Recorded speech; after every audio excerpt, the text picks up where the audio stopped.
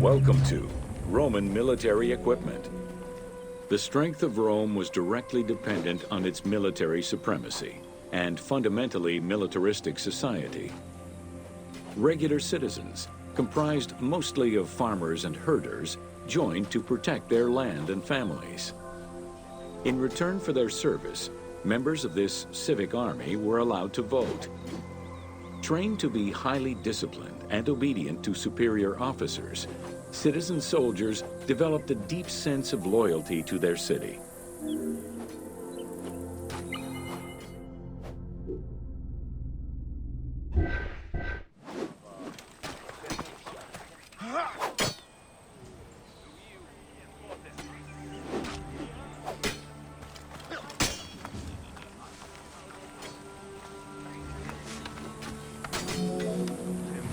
The quality of the armor of a Roman foot soldier was intrinsically linked to his social status and wealth. Chainmail was the most commonly used type of armor. Scale armor, made famous in today's media, came into use after Caesar's time. Foot soldiers carried large and oblong shields, while the cavalry used smaller ones of Greek origin. Soldiers were expected to carry their own kit, including the tools required for the construction of forts and tents.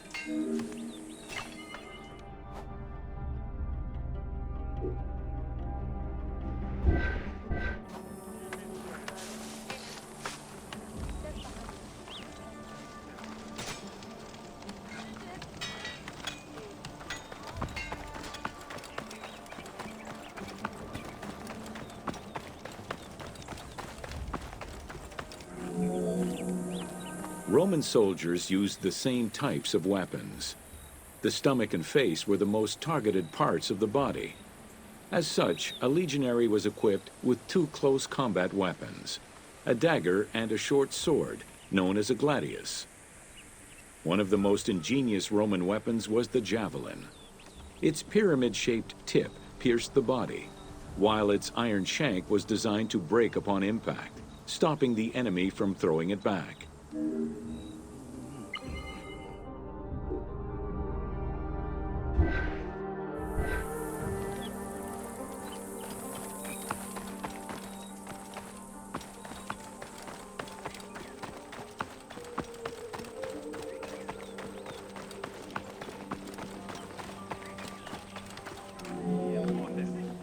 During their conquests, the Romans regularly transformed enemy technologies to add to their own formidable arsenal. After capturing a Carthaginian vessel, the Romans adopted its better features and constructed a superior fleet of ships. Adapting heavy artillery designs from Greek models aided the Romans in building catapults and ballistae. The latter became an iconic symbol of Roman warfare.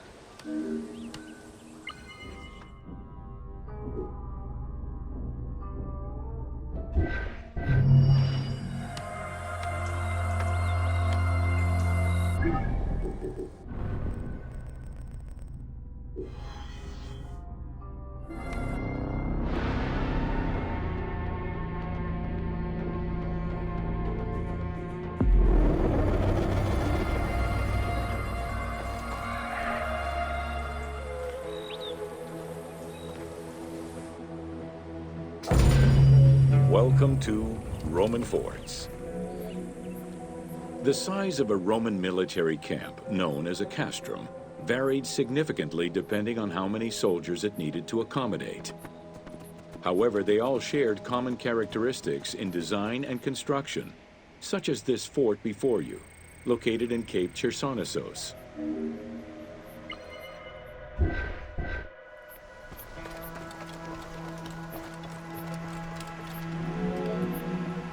Rectangular in shape, The forts were heavily fortified by ramparts and a ditch system.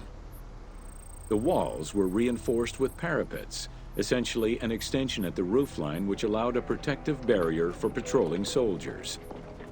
Depending on the availability of materials, some forts were built with stone, timbers, stacked turf, and particularly in the eastern part of the empire, baked brick.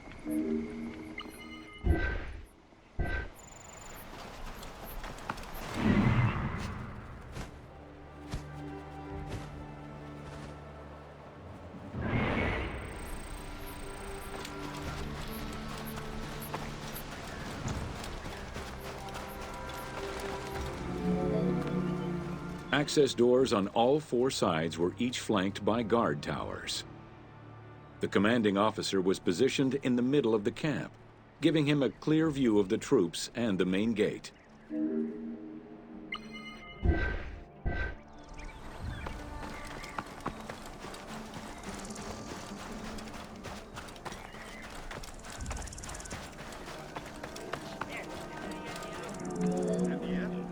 Along with sleeping barracks for the soldiers, the fort also had a granary that was expected to hold rations for a year or longer.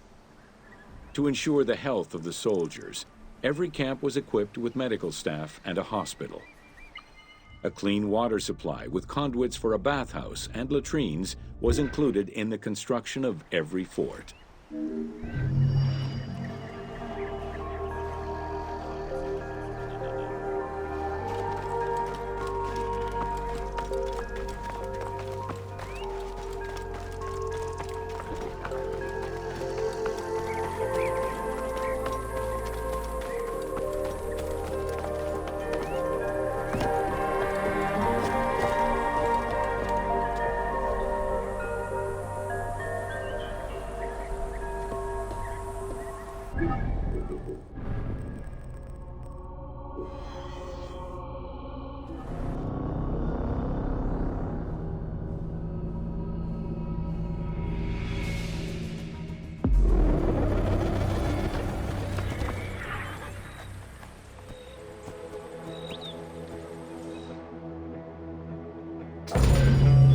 Welcome to the Forts of Cyrenaica. Cyrenaica was a Libyan region under Roman control, gifted to Rome by one of Cleopatra's ancestors. The remains and foundations of ancient fortifications were discovered in the 19th century in the southwest of Cyrenaica, as well as a Roman garrison dating back to the 1st century CE. Evidence shows that these forts were of Libyan origin, rebuilt and modified by Roman engineers when Cyrenaica was part of the empire.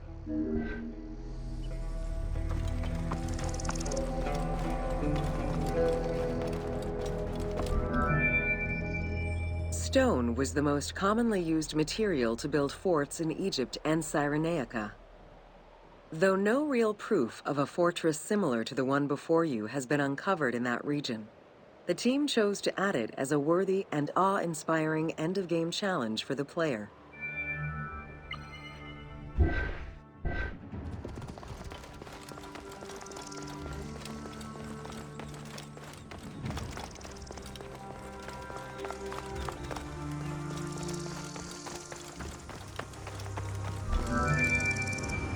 The forts of Cyrenaica were intended to prevent invaders from gaining access to the main route that led to the country's 5 most important cities. These forts were built close to coastal plains and deserts for added defense. 3 of these cities were recreated by the team: Balagrae, Apollonia, and Cyrene. Had it existed, the fort before you would have protected the road leading to Balagrae.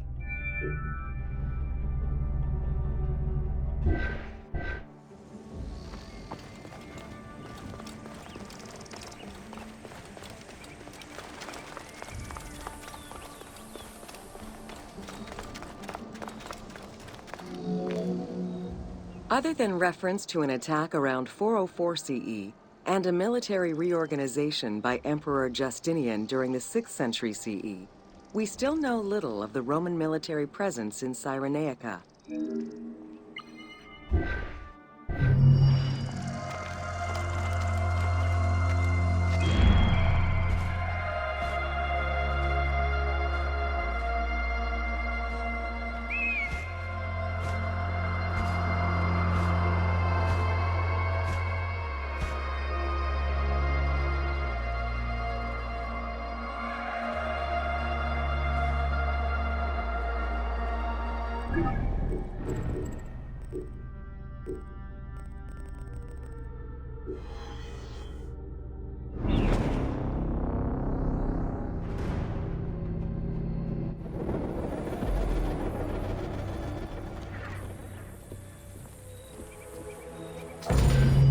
Welcome to Water management was taken seriously by the Romans. Cyrenaica benefited greatly from Roman administration with the construction of aqueducts and canals. The source of water varied depending on the location. Many aqueducts were built at the foot of the mountains, offering greater flow from the melting snow.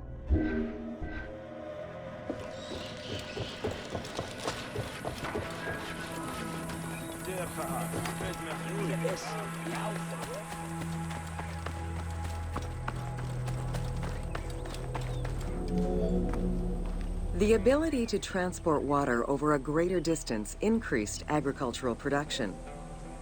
Some aqueducts were reported to be over 7 kilometers in length. Where the Greeks of Libya originally focused mainly on olive trees and figs, which required less water, the advent of Roman aqueducts allowed for a far greater crop diversity. Every farm's water use was carefully scheduled.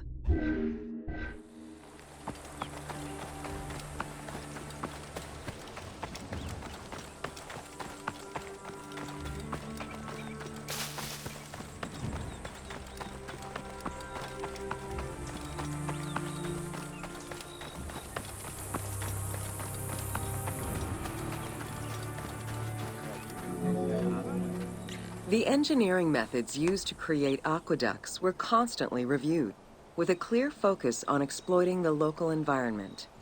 Materials, water usage, cleaning regulations, and a deep understanding of how to exploit gravity itself were all important concerns. Several fortresses were built to protect the aqueducts, basins, and cisterns.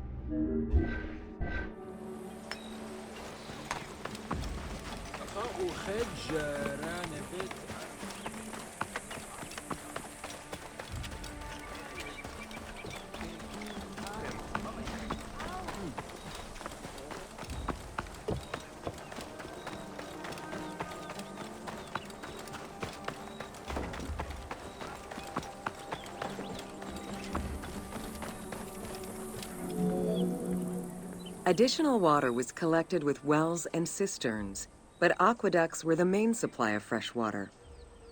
The water was distributed based on the collective needs of the city, before the private needs of an individual.